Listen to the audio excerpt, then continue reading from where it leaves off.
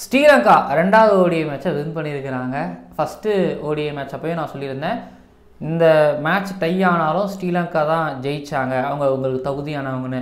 நான் சும்மா ஒன்றும் சொல்லலைங்கிறது உங்களுக்கு தெரிஞ்சிருக்கும். அந்த ரெண்டாவது ஓடிஐ மேட்ச் அவங்க வந்து 32 ரன் வித்தியாசத்தில் ஜெயிக்கும் பொழுது கண்டிப்பாக ஒரு நல்ல கிரிக்கெட் ஆடினதுனால மட்டும்தான் இந்த போட்டியை ஜெயிக்க முடியும். ஸோ நல்ல கிரிக்கெட் ஆடினாங்க, எல்லா ஆஸ்பெக்ட்ஸ்லேருந்தும் பார்க்கும்பொழுது இருந்துச்சு. பேட்டிங் பவுலிங் இது ரெண்டுத்துலேயும் வந்து பார்த்திங்கன்னா அவுட்ஸ்டாண்டிங்காக ஒரு பக்கம் ஒன்று பண்ணாங்க. இப்போ டீம் இந்தியா எடுத்துக்கிட்டிங்கன்னா ரெண்டாவது ஓடிஐ மேட்சை தோற்றுருக்குறாங்க. ஏன்னா 2023 ஓடிஐ வேர்ல்டு கப்பில் ரன்னரப் ஆகிட்டு இப்போது ஸ்ரீலங்கா கிட்ட தோக்குறாங்க அப்படிங்கிற ஒரு கேள்வி இருக்கலாம். ஸோ டிஸ்கஸ் பண்ணுவோம் எதனால் அந்த தோல்வி அப்படிங்கிறது. தென் கௌதம் கம்பீரோட கோச்சிங்கில் வந்து பார்த்திங்க அப்படின்னா எனக்கு சில பல கேள்விலாம் இருக்குது. கிரிக்கெட் ஒரு மாதிரி குழப்பறாரோ அப்படிங்கிற மாதிரி ஒரு ஃபீல் வருது அப்படிங்கிற மாதிரி நீங்கள் யோசிக்கிறீங்களா? ஸோ அதை பற்றி நம்ம டிஸ்கஸ் பண்ணுவோம். ஸோ ஸ்ரீலங்கன் ஃபேன்ஸ் இந்த விக்ட்ரி எப்படி பார்க்குறீங்க? ஏன்னா T20 சீரீஸில் வந்து உங்களுக்கு செம்மடி விழுந்தது. பட் ஆனால் அதுக்கப்புறம் நல்ல ஓடிஐ சீரீஸ் ஆரம்பித்தாங்க. இப்போது விக்ட்ரி எப்படி பார்க்குறீங்க? இந்தியன் ஃபேன்ஸ் அந்த தோல்வி எப்படி பார்க்குறீங்க? கம்பீரோட கோச்சிங் எப்படி இருக்குன்னு நீங்கள் நினைக்கிறீங்க? ஸோ டிஸ்கஸ் பண்ணுவோம், பேசுவோம். அண்ட் முழு வீடியோவும் பார்த்துட்டு கமெண்ட் பண்ணுங்கள். டிஸ்கஸ் பண்ணுற விஷயங்கள் நிறையா இருக்குது, ரிவ்யூ பண்ணுற விஷயங்கள் கொஞ்சமாக இருக்குது. ஜெயலலிதா லேடிஸ் அண்ட் ஜென்டில்மேன், இந்த இந்தியா டூர் ஆஃப் ஸ்ரீலங்கா 2024 கொழும்புல நடந்து முடிஞ்ச ரெண்டாவது ஓடிஐ மேட்சோட அனாலிசிஸ் அண்ட் ரிவ்யூ பார்க்க வந்திருக்கீங்க. இந்த மேட்சை பொறுத்த வரைக்கும் வழக்கம் போல Sri Lanka good toss to win. ஆமாம், ஃபஸ்ட்டு ஓடிஐ மேட்ச்ல டாஸை வின் பண்ணாங்க. ஸோ அவங்க பக்கமே விக்ட்ரி இல்லை, டை இருந்தாலும் விக்ட்ரி வந்தது. இந்த பக்கம் செகண்ட் ஓடிஐ மேட்ச்சில் டாஸ் ஸ்ரீலங்கா வின் பண்ணாங்க, மேட்ச்சு அவங்க பக்கம் வந்தது. ஸோ பிச்சு எடுத்துக்கிட்டிங்க அப்படின்னா ஃப்ளட் லைட்டில் அண்டர் லைட்டில் வந்து பார்த்திங்கன்னா கொஞ்சம் பவுன்ஸு ஸ்விங்கு சம்திங் மூவ்மெண்ட் இருக்கலாம் அப்படிங்கிற மாதிரி எக்ஸ்பெக்ட் பண்ணோம். ஆனால் அப்படி இல்லாமல் விக்கெட் டேலே வந்து பார்த்திங்க அப்படின்னா 9வது ஓவர் 8வது ஓவர்லேயே வந்து பார்த்திங்கன்னா நல்ல கிரிப்பு கிடைச்சது. ஒரு அக்சர் பட்டேல் வந்து போட முடியுது. இல்லை 8வது 9வது ஓவர்லேயே ஒரு கிரிப்பு கிடைக்குது. அப்போது செகண்ட் இன்னிங்ஸை பார்க்கலாம்னுங்கும் பொழுது அப்படியே போக போக போக போக வந்து பார்த்திங்கன்னா ஸ்பின்னுக்கு செம்மையாக அசிஸ்ட் பண்ணிச்சு. தென் டைமென்ஷன்ஸ் பெருசு, பிச்சும் ஸ்லோ ஆகுதுங்கும் போது அது செம்மையாக ஸ்ரீலங்கன் ஸ்பின்னர்ஸ் வந்தேர் சரியா வந்து பார்த்தீங்கன்னா யூட்டிலைஸ் பண்ணிட்டாரு. எஸ்பெஷலி வந்தேர் சரி மட்டும்தான் வந்து செம்மையாக யூட்டிலைஸ் பண்ணாரு அகிலதரஞ்சாவை விட. ஸோ அதனால் தான் அவர் வந்து பார்த்தீங்கன்னா இன்றைக்கி ஜொலிச்சார். ஒரு மாதிரி player of the match award performance வந்து அவர் கொடுத்தாரு. இது ஒரு பக்கம் அப்படின்னா மழை இன்னைக்கு வரும் அப்படிங்கிற மாதிரி எக்ஸ்பெக்ட் பண்ணப்பட்டது. ஆனால் மழை எங்கேயும் வரலை. ஸோ நல்ல வேளை மழை வரலை அப்படிங்கிற மாதிரி தான் நான் சொல்லுவேன். மழை வந்திருந்ததுன்னா ஸோ பிச்சு வந்து பார்த்திங்கன்னா இன்னமும் சொத்தன்னு கூட ஆயிருந்துருக்கலாம். பட் இன்றைக்கி ரொம்ப கம்ப்ளீட் ட்ரையாக இருந்ததை தாண்டி கொஞ்சம் ஸ்லோவாகவும் இருந்துச்சு. ஸோ கிரிப்பு கிடச்சி ஸ்பின்னர்களுக்கு இது ஒரு பக்கம்னா, இந்த பக்கம் மேட்ச் எடுத்துக்கிட்டிங்க அப்படின்னா ஸ்ரீலங்கா எங்கே ஜெயித்தாங்க, இந்தியா எங்கே தோத்தாங்க, ரொம்ப குழப்பம் இல்லாமல் ஒரு 20 நிமிஷத்துக்கு பார்க்க போகிறோம். ஆமாம், டீட்டெயிலாக பேசணுன்னா கொஞ்சம் டைம் எடுக்க தான் செய்யும். ஸோ பேசும்பொழுது ஃபஸ்ட்டு விக்கெட் விழுந்துச்சு. ஃபஸ்ட்டு பால்லே சிராஜ் நிசங்கா எடுத்தார். ஆனால் அதுக்கப்புறம் வந்து பார்த்திங்கன்னா ரன்னு வந்து 6-4 இங்கே அடிக்கிறதுங்கிறத தாண்டி அந்த ரன் ஃப்ளோ வந்துக்கிட்டே இருந்துச்சு. பாசிட்டிவ் இன்டர்ன் மொதல் 10 ஓவர் எடுத்துக்கிட்டிங்கன்னா அப்படின்னா ஒரு பக்கம் கொஞ்சம் ஒரு மாதிரி இன்சைட் எட்ஜ் ஆகி தடுமாறுற மாதிரி இருக்கும். ஆனால் அதுக்கப்புறம் வந்து பார்த்தீங்கன்னா பாசிட்டிவாக ஒரு குசல் மெண்டிஸும் அதுக்கப்புறம் அவிஷ்கா ஃபெர்னாண்டோவும் ஆடிட்டு இருக்கிற மாதிரி இருக்கும். ஆனால் ஒன்று அவங்களே ஸ்லோவாக தான் ஆடினாங்க, ரொம்ப ஸ்லோவாக ஆடினாங்க. 101 பாலுக்கு 74 ரன்னு. பட் அந்த 101 பாலுக்கு 101 ரன் அடிச்சிருக்கலாம். ஆனால் ரன்னிங் பிட்வீன் விக்கெட்டில் அவங்க நிறைய அதை கலெக்ட் பண்ணலங்கிறதுனால வந்து பார்த்திங்கன்னா கொஞ்சம் ரன்னுங்கிறது ரொம்ப கம்மியாக வந்துச்சு. அதுக்கப்புறம் அவங்க பார்ட்னர்ஷிப் பில்டு பண்ணாங்க, ரொம்ப வித்தியாசம். அதான் இந்தியா தோற்றுக்கான காரணம்னா இந்தியா பார்ட்னர்ஷிப்பை பில்டு பண்ணவும் இல்லை, எங்கேயும் பில்டு பண்ணவும் விடலை. வந்தேர் சரி ஒரு பக்கம் கவனிச்சிங்கன்னா அந்த பக்கம் அவிஷ்கா ஃபெர்னாண்டோவும் குசல் மெண்டிஸும் 70 ரன் பார்ட்னர்ஷிப்பு 101 பாலில். சரித் அசலங்காவும் சதீர சமரவிக்ரமாவும் 32 ரன் பார்ட்னர்ஷிப் 51 பாலில். அசலங்கா லியனகே இவங்க கிட்டேருந்து 25 ரன் பார்ட்னர்ஷிப் 42 பாலில். இந்த 2 பார்ட்னர்ஷிப் இந்த 3 பார்ட்னர்ஷிப்பும் எடுத்துக்கிட்டிங்க அப்படின்னா குயிக்காக வரல, ஸ்லோவாக தான் வந்துச்சு. ஆனால் அடுத்து கமிண்டு மெண்டிஸும் துரித் வில்லலகவும் 68 பாலில் 72 ரன்னு அடிச்சிருந்தாங்க. கமிண்டு மெண்டிஸும் அகிலதரஞ்சாவும் 32 ரன்னு 22 பாலில். ஸோ இந்த 2 பார்ட்னர்ஷிப்பும் வந்து பார்த்தீங்கன்னா குயிக்காக அடிக்கப்பட்டது. இந்த 2 பார்ட்னர்ஷிப் வந்து பார்த்தீங்கன்னா 5 விக்கெட்டுக்கு போனதுக்கப்புறம் 140 சம்திங் வந்து பார்த்தீங்கன்னா 5 விக்கெட் போயிடுச்சு. திரும்பி 6வது விக்கெட்டுக்கு 7வது விக்கெட்டுக்கு அது 8வது விக்கெட்டுலாம் இவங்க சேர்ந்து இந்த கமிண்டு மெண்டிஸ் துரித் வில்லலகே அதுக்கப்புறம் அகிலதரஞ்சியா இவங்களோட பார்ட்னர்ஷிப் தான் வந்து பார்த்தீங்கன்னா இந்த விக்டரிக்கு ஒரு காரணமாக பார்க்குறேன். இந்த பார்ட்னர்ஷிப்பில் ஏதாவது ஒரு பார்ட்னர்ஷிப் சிவமுதுபே ஒருவேளை நல்லா கேட்ச் பிடிச்சி நல்லா ஃபீல்டிங் பண்ணியிருந்தாருன்னா இந்த இந்த இந்த பார்ட்னர்ஷிப்பில் ஒன்று உடஞ்சிருக்கும், இல்லை கமிந்து மிண்டிஸ் துனித் விளையாடுக பார்ட்னர்ஷிப் உடஞ்சிருந்தாலே வந்து பார்த்தீங்கன்னா இங்கே ரன் வந்து ரொம்ப கம்மியாக வந்துருக்கும். ஸோ பார்ட்னர்ஷிப் பில்டு பண்ணாங்க. பட் இந்தியாவை எடுத்துக்கிட்டிங்க அப்படின்னா பார்ட்னர்ஷிப் வேர் அப்படிங்கிற கேள்வி தான்.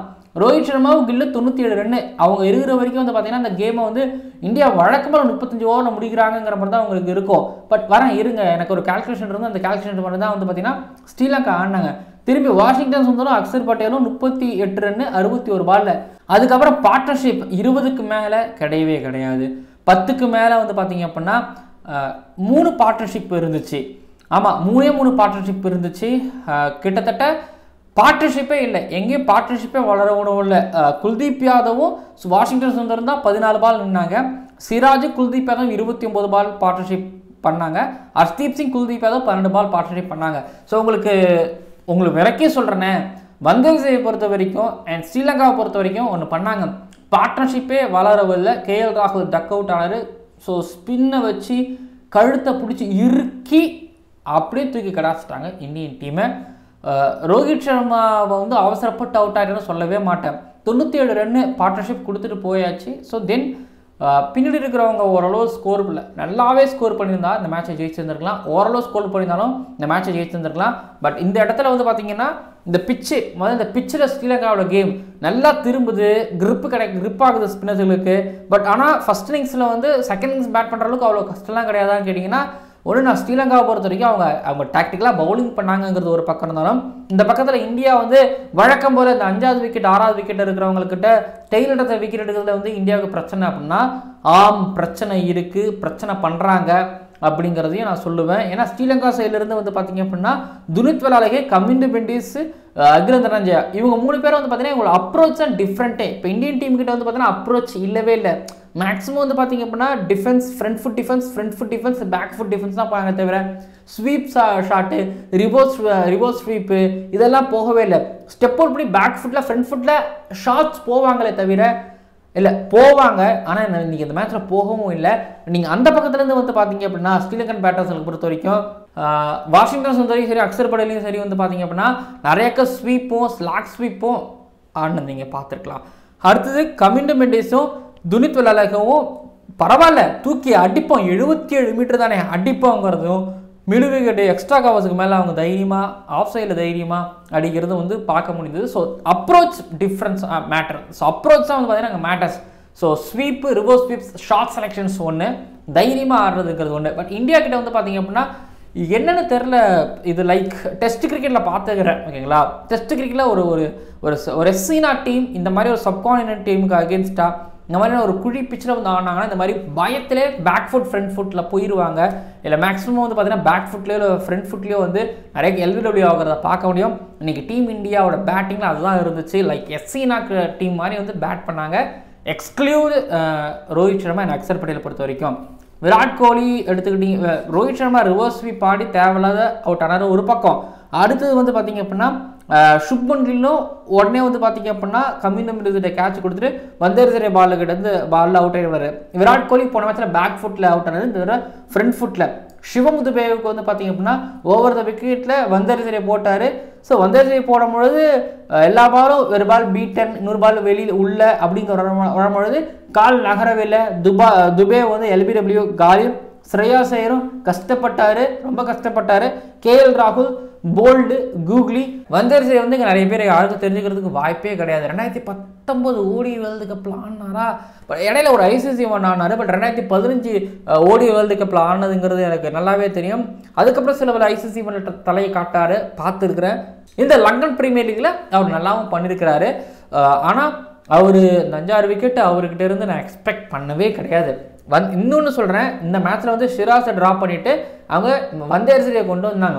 ஸோ வந்தேரிசையை பொறுத்த வரைக்கும் வந்து பார்த்தீங்கன்னா மேக்ஸிமம் வேர்ல்டு கிரிக்கெட்டில் அவ்வளோ சிறப்பாக ரேட் பண்ணியிருக்கவே மாட்டாங்க. வச்சிருக்கலாம், ரெக்கார்டு ஒன்று வச்சிருக்கலாம். பட் ஆனால் அவரை வந்து ஒரு கணக்கில் எடுத்துக்க மாட்டாங்க. பட் ஆனால் இன்றைக்கி அல்டிமேட்லி வந்து பார்த்தீங்க அப்படின்னா இன்னைக்கு 87 kph இல்லை 80 kph 83 kph கொஞ்சம் விண்டு இருக்குது, டைமென்ஷன்ஸ் ரொம்ப பெருசு, நல்ல கிரிப்பு கிடைக்குது. போடுவோம். அவங்க ஆல்ரெடி ப்ரெஷருக்கு அவங்களே தள்ளிக்கிறாங்க. இதுக்கு மேலே நம்மளுக்கு வெண்ணெய் வேணும்னு சொல்லிட்டு அவர் பாட்டுக்கு என்ன வேணும் வெண்ணெய் வேணுங்கிற மாதிரி வந்து பார்த்தீங்கன்னா அவர் பாட்டுக்கு சூப்பராக கூகுளிஸ் அண்ட் லெக் பிரேக்கை அழகாக யூஸ் பண்ணி ஸோ ஃபீல் செட் வச்சு ஸோ முடிச்சு விட்டார் டீம் இந்தியாவன்னா. இன்னொரு பக்கம் சரித் அஸ்லாங்க அவர் ஒரு பக்கம் ஜோக் பண்ணிட்டு இருந்தார். அக்ஷர் பட்டேலுக்கு அவர் பிடிச்ச அந்த கேட்ச் சூப்பரான கேட்ச் சுந்தர் அவருக்கு வழி விட்டார். அது நான் ஸ்ட்ரைக் ரெண்டில் வந்து ஜம்ப் பண்ணி பிடிச்சாரு. திரும்பி Sundar LBW, Mohammed Siraj LBW. So Charith அஸ்லாங்கோட கான்ட்ரிபியூஷன் லைக் ஒரு மெயின் ஸ்பின்னரை தாண்டி அவர் பர்ஃபார்மன்ஸ் அப்படிங்கிறது ஸோ டீமுக்கு கை கொடுக்குது. ஒரு ஆஸ் எ கேப்டனாக லீடிங் இன் ஃப்ரண்ட் எப்படி ஸ்கையை நீங்கள் வந்து அன்றைக்கி சூப்பராக ஒரு வரைக்கும் எடுத்துகிட்டு வந்தான்னு பாராட்டுறீங்களோ அதே மாதிரி சரித் அஸ்லாங்காவை நீங்கள் பாராட்டலாம். போன மேட்ச் டை வரைக்கும் கொண்டு வந்தது அவர் தான். இந்த மேட்ச்சை வின் பண்ண வச்சதும் ஆல்மோஸ்ட் அவரும் ஒரு காரணம் தான். ஸோ ஆல்மோஸ்ட் சரித் அஸ்லாங்கோட கேப்டன்ஸில் இப்போ ஒரு ரைஸ் பார்க்க முடியுது. அண்ட் அதுக்கப்புறம் சனஞ்சய் சூர்யா உட்காரவே இல்லை நின்றுக்கிட்டே இருந்தார் பேட்டிங் பண்ணும்போது, ஸ்ரீலங்கா பேட்டிங் பண்ணும்பொழுது. ஸோ அந்த அளவுக்கு வந்து பார்த்தீங்கன்னா ஒரு சமிக்க காரணத்தினே கிட்ட அந்த வெறி டக் அவுட்டில் இருக்கும்பொழுது ஸோ ஜெயிக்கணும் அப்படிங்கிற ஒரு வெறி இருந்தது. வெறியோட ஃபைட் பண்ணாங்க. அந்த அட்டாக்கிங் அப்ரோச் அப்படிங்கிறது இருந்துச்சு அவங்ககிட்ட, அதனால ஜெயிக்க முடியுது. பட் இந்தியாவை பொறுத்த வரைக்கும் இப்போ ஒரு விஷயத்தை டிஸ்கஸ் பண்ணலாம்னு நினைக்கிறேன். இந்தியா ஏன் தோக்குறாங்க அப்படின்னா சிம்பிள் தான், அப்ரோச். ஸோ ரோஹித் சொல்லியிருக்கலாம் நாங்கள் ப்ராக்டிஸ் மேட்ச்சுக்கு வரல, நாங்கள் இன்டர்நேஷனல் மேட்ச் ஆடுறதுக்கு வந்துருக்கோம்னு சொல்லிட்டு. ஆனால் அப்படி ஆன மாதிரி எனக்கு தெரியல. அப்புறம் ஃபீல்டிங்கையும் எடுத்துக்கிட்டீங்க அப்படின்னா ரோஹித் சர்மா கிட்ட சில பல ஓட்டைகள் பார்க்க முடியாது. அந்த அஞ்சாவது விக்கெட் 6வது விக்கெட்டுக்கு அப்புறம் வந்து பார்த்தீங்க அப்படின்னா maybe go with the flow அப்படின்னு விடுறாரான்னு தெரில. ஃபீல்டர்ஸ்க்குலாம் வந்து பார்த்தீங்கன்னா அந்த பாலும் வந்து 30 யார்ட் சர்க்கிளுக்கு வெளியிலே இருந்து பவுண்டரி லைனுக்கு நடுவில் அப்படிங்கிற மாதிரி தான் வந்து பார்த்தீங்கன்னா எல்லா பாலும் விழுந்துக்கிட்டு இருக்குது. கேச்சஸ் மிஸ் ஆகுது. துபே ஒரு காரணம் தான் ஃபீல்டிங் பொறுத்த வரைக்கும். ஆனால் ரோஹித் சர்மா அந்த 5வது 6வது விக்கெட்டுக்கு அப்புறம் வந்து பார்த்தீங்கன்னா ஸோ ப்ரெஷர் ஆல்ரெடி போட்டாச்சு. ஸோ அந்த ப்ரெஷர்லேயே விக்கெட் வருங்கிற ஒரு நினப்பில் ரோஹித் சர்மா அதை பண்ணாரான்னு தெரில. பட் அந்த இடத்துல ஒரு சோம்பேறித்தனம் பட்டதுனால தான் வந்து பார்த்தீங்கன்னா இன்னைக்கு 200+ அப்படிங்கிறது வந்தாங்க. அண்ட் அது ஒரு அடுத்து கௌதம் கம்பீர் அவர்களை பொறுத்த வரைக்கும் எடுத்துக்கிட்டிங்கன்னா ஒரு விஷயத்த அவர் சொல்லாமல் சொல்கிறார். ஏன்னா KL ராகுல் வந்து ஓப்பனராக ஸ்டார்ட் பண்ணார், அதுக்கப்புறம் நம்பர் 4க்கு போனார், இப்போ 7th டவுனில் வராரு. என்னடா அது கம்பீர் ஈரா அப்படிங்கிற மாதிரி எல்லாரும் கேள்வி கேட்கலாம். பட் ஆனால் கம்பீர் ஒரு விஷயம் தெளிவாக இருக்கிறாரு. என்ன பிளான்னா இந்தியாவோட அந்த டாப் ஆர்டர் அந்த மிடில் ஆர்டரில் வந்து பார்த்தீங்கன்னா ஒரு லெஃப்ட் ஹேண்டர் வேணும். 5 பேட்ஸ்மேன் 6 பேட்ஸ்மேன் வரைக்கும் ரைட் ஹேண்டர்ஸ் இருக்கிறாங்கிறதுனால வந்து பார்த்தீங்கன்னா சிவம் துபேவையும் அக்ஷர் பட்டேலும் அந்த மிடில் ஆர்டருக்கு வந்து ட்ரை பண்ணுறாரு. இப்போவும் ட்ரை பண்ணிட்டு இருக்காரு, ஒரு ப்ராக்ரஸில் விட்டுருக்காரு. ஸோ அக்ஷர் பட்டேல் இருக்காரு, அக்ஷர் பட்டேல் கீழே வந்துருவாரு. அண்ட் மேலே வந்து பார்த்தீங்க அப்படின்னா KL ராகுல், ஸ்ரேயாஸ் ஐயர்லாம் பின்னாடி அனுப்பிட்டு முன்னாடி இவங்களை அனுப்புகிறாங்க. அதுக்கு காரணம் என்னன்னா அவருக்கு டாப் ஆர்டர் ஒரு லெஃப்ட் ஹேண்டர் தேவைப்படுது. ஸோ எனக்கு இது எப்படி அக்செப்ட் பண்ணிக்க போறீங்கன்னு தெரியல KL ராகுலோட ரசிகர்கள். என்னன்னா KL ராகுல் விக்கெட் கீப்பராக இருக்கிறாரு, Rishabh Pant wicket keeper, but left hander. So இப்போ ரியன் பராகை கொண்டு வரலாம் பாருங்க, ஒரு ரைட் ஹேண்டர். அதாவது அவர் ரியன் பராகை கொண்டு வராமல் T20 மட்டும் பயன்படுத்துறாங்க. T20 வந்து பார்த்தீங்கன்னா எக்கச்சக்கம் லெஃப்ட் ஹேண்டர்ஸ் அந்த லைனப்பில் இருக்காங்க. அதனால ஒரு ரைட் ஹேண்டர் நீங்கள் சொருவலாம், பிரச்சனை கிடையாது. பட் ODIயில் எடுத்துக்கிட்டீங்க அப்படின்னா டாப்ல இருந்து ஒரு மிடில் ஆர்டர் வரைக்கும் வந்து லெஃப்ட் ஹேண்டரே கிடையாது. அப்போது நீங்கள் டாப் ஆர்டர் லெஃப்ட் ஹேண்டர் உருவாக்கணும்னா அப்போ ரிஷப் பண்ட் நம்பர் 4க்கு ஆட வைங்க. கோலிக்கு அப்புறம் வந்து பார்த்தீங்கன்னா ஒரு ரிஷப் பண்ட் ஆட வச்சிட்டிங்கன்னா கீழே ஸ்ரேயாஸ் ஐயர் வந்துடுவார், உங்களுக்கு விக்கெட் கீப்பரும் இருப்பார். ஸோ ஒரு ஸ்பெஷலிஸ்ட் பேட்ஸ்மேனும் இருப்பாருங்கிற ஒரு சொல்யூஷன் இருக்குது. ஸோ அதை தான் கௌதம் கம்பீர் சொல்கிறாருன்னு எனக்கு தோணுது. பட் எல்லாரும் வந்து பார்த்தீங்க அப்படின்னா இப்போ கம்பீர் ஈராவை கொஞ்சம் ஹைப் பண்ணி வச்சிருக்கிறாங்க. இப்போ இந்த ஒரு மேட்ச் தோற்றதுக்கு அப்புறம் எப்படி இன்டர்நெட் இருக்குன்னு எனக்கு தெரில. ஆனால் இப்போ KL ராகுலோட பேட்டிங் ஆர்டர் மாற்றினதுனால வந்து பார்த்தீங்கன்னா கொஞ்சம் ஒரு மாதிரி கொந்தளிக்க ஆரம்பிச்சிருக்கிறாங்க. 2023 ஃபைனல் முடிஞ்சதுக்கு அப்புறம் வந்து பார்த்தீங்க அப்படின்னா ரோஹித் சர்மா அவர்கள் வந்து இன்டர்வியூ கொடுத்துருந்தாரு. என்னன்னா எல்லா பாக்ஸையும் டிக் பண்ணிட்டேன், ஸோ ஃபைனலில் ஜெயிக்க வேண்டியதுங்கிற மாதிரி தான் இருந்தது, ஆனால் எங்களால் நாங்கள் தோத்துட்டோன்னு. எனக்கு என்ன தோணுதுன்னா டாப் ஆர்டர் ஒரு லெஃப்ட் ஹேண்ட் இருந்திருந்தா, மேபி டாப் ஆர்டர் ஒரு லெஃப்ட் ஹேண்ட் இருந்தா அந்த 2023 ODI வேர்ல்டுக்கு போயிருக்குமானலாம் சத்தியமாக எனக்கு தெரியாது. ஆனால் என்னன்னா இது ரோஹித் கிட்ட கம்பீர் இன்டிமேட் பண்ணதாக தான் இருக்கலாம். ஏன்னா நீங்கள் லாஸ்ட் 2 இயர்ஸாக வந்து பார்த்தீங்கன்னா இந்தியாவோட இந்த T20 ஸ்குவாடில் வந்து மேக்ஸிமம் லெஃப்ட் ஹேண்டர்ஸ் மிதமிஞ்சி காணப்படுவாங்க. அதுக்கு லைக் மாதிரி தான் அந்த சிவம் துபேவெல்லாம் உள்ளே கொண்டு வந்தது, அக்ஷர் பட்டேலாம் உள்ளே கொண்டு வந்தது. பட் அதே மாதிரி வந்து பார்த்தீங்கன்னா ODIயில் டீம் இந்தியாவுக்கு லெஃப்ட் ஹேண்டர் தேவைப்படுறாங்கிறத வந்து ஒன்று ரோஹித் சர்மா இப்போ உணர்ந்தாரா, இல்லை ஆல்ரெடி உணர்ந்தாரா, இல்லை கௌதம் கம்பீர் வந்து அதை இம்ப்ளிமெண்ட் பண்ணுறாரா அப்படிங்கிற ஒரு கேள்வி எனக்குள்ளே இருந்துக்கிட்டு இருக்குது. பார்ப்போம். கௌதம் கம்பீர் ஒருவேளை KL ராகுல் தான் ட்ராப் பண்ணிவிட்டு ரிஷப் பட்டை உள்ளே கொண்டு வராரா, எனக்கு அந்த லெஃப்ட் ஹேண்டர் ஒரு அடிச்சு ஆடுற ஒருத்தவரும் பொறுமையாக எடுத்துகிட்டு போகிற ஒருத்தவரும். இதை சவுத் ஆஃப்ரிக்காவுக்கு அகேன்ஸ்டாக 2021 பண்ணிட்டார் ரிஷப் பண்ட். அதே போல் இந்த நேரத்தில் அவருக்கு பண்ணுறதுங்கிறது அவ்வளோ கஷ்டமான விஷயமாவும் இருக்காது நான் நினைக்கிறேன். பட் ஃபேன்ஸ் நீங்கள் ரொம்ப கஷ்டப்படுவீங்க, ஆல்ரெடி கேள்வி கேட்டுருக்கீங்க. இப்போ இருக்கிற ஒரு கிரிக்கெட்டரை வந்து பெஞ்ச் பண்ணும்பொழுது இன்னும் உங்களுக்கு வந்து கொந்தளிப்பு ஆகும். பட் பார்ப்போம் என்ன நடக்குதுன்னு சொல்லிட்டு. பட் வெற்றியை ஸ்ரீலங்கா எடுத்திருக்கிறாங்க, தோல்வியை வந்து பார்த்திங்கன்னா ஸ்ரீலங்கா வந்து இந்தியாவுக்கு பரிசளிச்சிருக்கிறாங்க. பட் என்னை பொறுத்த வரைக்கும் இந்த தோல்விக்கு இந்தியா டிசர்வ்டு அப்படி சொல்ல மாட்டேன். ஸ்ரீலங்கா அந்த விக்ட்ரிக்கு எஸ் கம்ப்ளீட்டாக டிசர்வ்டு.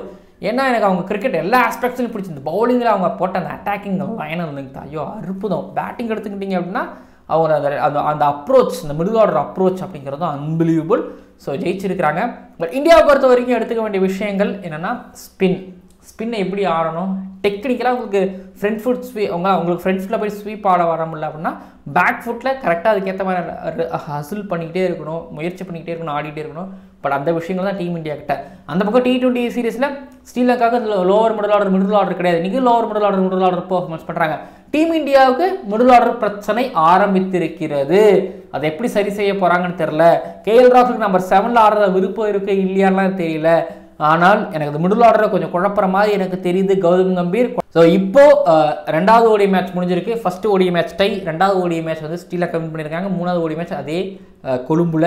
ஸோ அது வந்து ஒரு டிசைடராக இருக்க போது ஒன்று. இன்னொன்று வந்து பார்த்தீங்கன்னா நான் சொன்னால எதுக்கு ஃபஸ்ட் மேட்ச்சில் அவங்க டை ஆனாலும் ஸ்ரீலங்கா ஜெயிச்சாங்கன்னு, இப்போ இந்த செகண்ட் மேட்ச் பர்ஃபார்மன்ஸ் தான். ஸோ அவங்களுக்கு தெரியுது. இப்போ ஒன்றும் இல்லை, ஆஸ்திரேலியா போயிட்டு வந்து பார்த்தீங்கன்னா பங்களாதேஷ் டெஸ்ட்டில் தோற்றுருக்குறாங்க. ஏன்னா அது கண்டிஷன் குழிப்பிச்சு அவங்களுக்கு நல்லா தெரியும். அதில் இருக்கிறவங்க யாராவது கச்சா மச்சான்னு பேட்டை சுற்றிட்டாங்கன்னா ஸ்கோர் அப்படிங்கிறது வரும். ஆனால் இப்போ சேஸ் பண்ணுறவங்களுக்கோ ஒரு டார்கெட் செட் பண்ணுறவங்களுக்கோ வந்து பார்த்தீங்கன்னா அந்த மாதிரி கச்சா மச்சான்னு சுற்ற முடியாது.